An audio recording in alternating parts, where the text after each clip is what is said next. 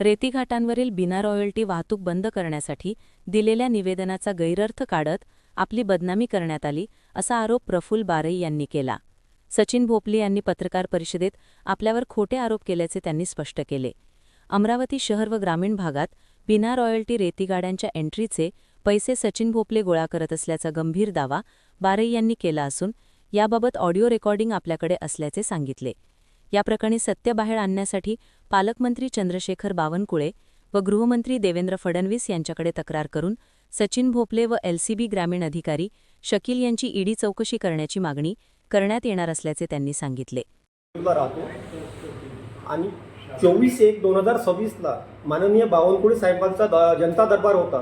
त्या जनता दरबारमध्ये मी आवेदन दिले होते. असे होते की जे चंद्रपूर उरून गाड्या चालतात विदाऊट रॉयल्टी गाड्या, ह्या बंद करावं. कारण का आम्ही रॉयल्टी घेऊन चालतो, आम्हाला त्रास होत आहे. त्या संदर्भात मी निवेदन दिले होते. आणि रॉयल्टी असून सुद्धा पोलीस लोक हे गाड्या पकडतात आणि गुन्हे दाखल करतात. रॉयल्टी असून सुद्धा त्याच्याबद्दल तुम्ही हे सुपर एंट्री बंद करा. त्या संदर्भात मी निवेदन दिले होते.